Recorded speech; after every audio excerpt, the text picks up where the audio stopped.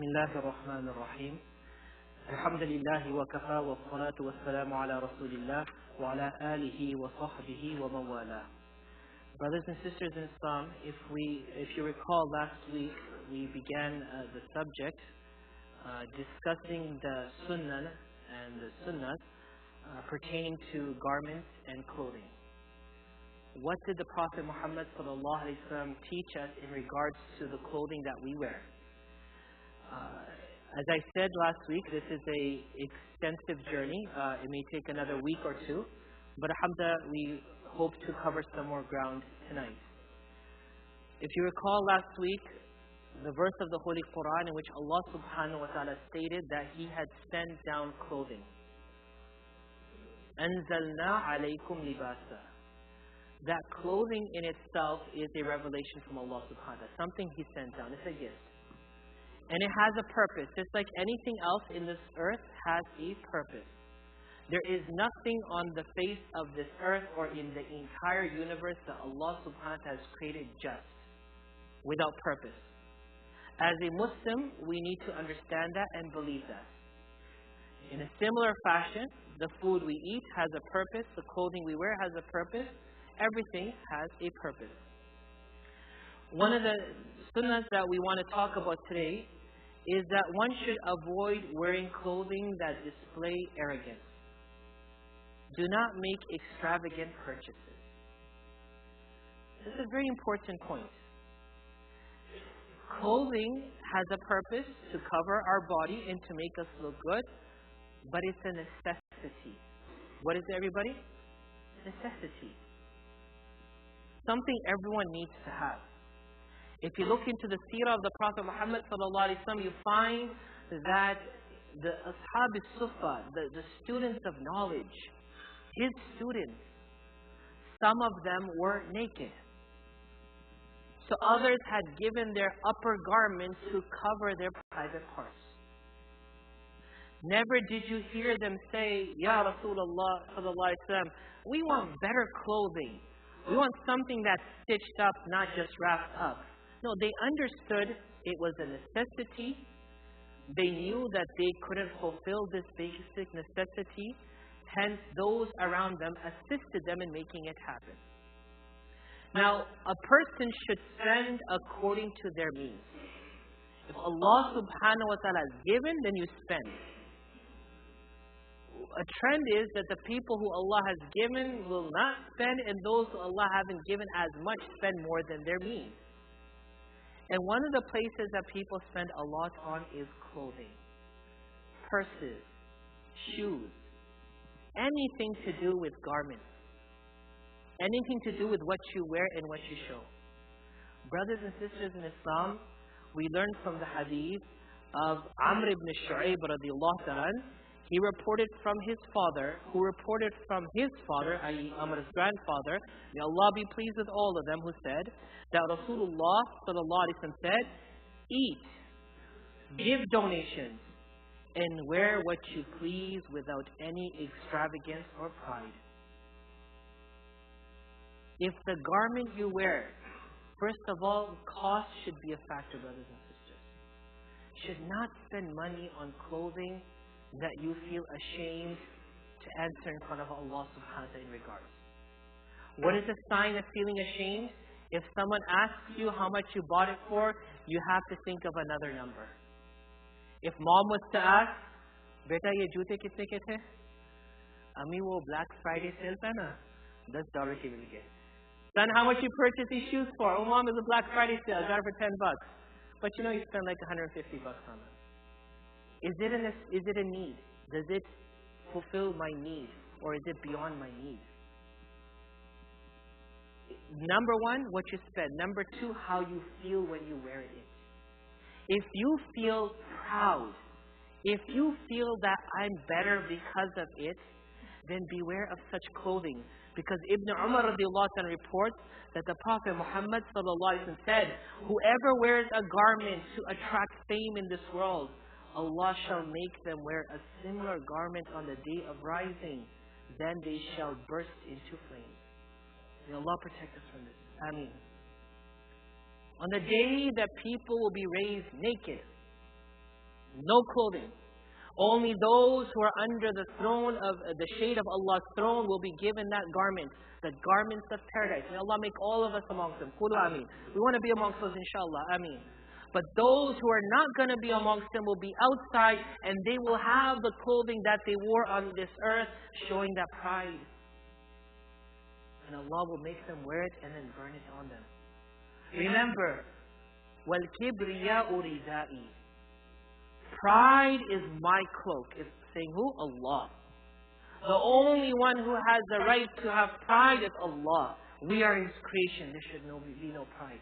If there's something I wear that if someone was to touch, or some dirt was to drop on it, or someone was to rub their shoe against my shoe and I get mad about it, that shouldn't be something I should wear. Because if that necessity affects you so much, question is this a necessity? Number 2, avoid wearing garments designed specifically for the opposite gender. Abu Hurairah radiallahu anhu reports that the Prophet Muhammad sallallahu alaihi wasallam said, the Prophet Muhammad sallallahu alaihi wasallam cursed the men who wear women's outfits and the women who wear men's outfits. I touched on this when we began last week, that we are living now in a unisex world. I walked into a shop just yesterday. It was a shoe shop. And I asked them, for my daughter, which side is the girl's shoes? And he said they're all unisex. Wear whichever one you want. How do we counter and address this in our world, this hadith? If the Prophet Muhammad ﷺ has cursed the men who wear women's clothes and the women who wear men's clothes, how do we address this? Especially if the trend continues that you can walk into Macy's or Dillard's or anywhere else and there will be no more sections. It will be just one section. How do you address this? Is this a logical question, yes or no? The best way to address it is whatever was identified for a woman and still culturally is known to some as for women is something you don't wear. And similarly, that which was culturally identified as for men and still to some known as clothing for men, women should not wear it. Again, it's a necessity. Subhanallah, how much people spend money on these things. It's a necessity. The next thing, in regards to men, 3 things, and inshallah we'll conclude for tonight. We're going to go into more specific, men and then women next week, inshallah. In regards to men, we learned from the Prophet Muhammad sallallahu alaihi wasallam, it is best for men to wear a white, loose, and long sleeve shirt. How do we know this? According to Samura radiallahu anhu reports that the Prophet Muhammad sallallahu alaihi wasallam said, "Wear your white garments, for they are most pure and pleasant. Enshroud your dead in them." In regards to loose, Asma bint Yazid radiallahu anha reports that the sleeves of the Prophet Muhammad sallallahu alaihi wasallam's clothing used to reach the wrists. And lastly, about the shirt, Salama radiallahu anha reports the long shirt or the qamis was the most beloved garment to the Messenger of Allah sallallahu alaihi wasallam. So he wore white, he wore long sleeves, and it was a shirt. Yes, culturally we identify certain clothing to be sunnah or religious, but that's fine in its place. I'm not going to contest that right now. I don't want to go into that. But we should not then write off all other clothing as not sunnah. Does that make sense?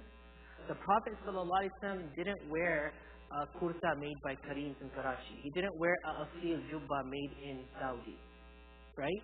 He wore a garment which was white, it was loose, long sleeves, and it was a shirt.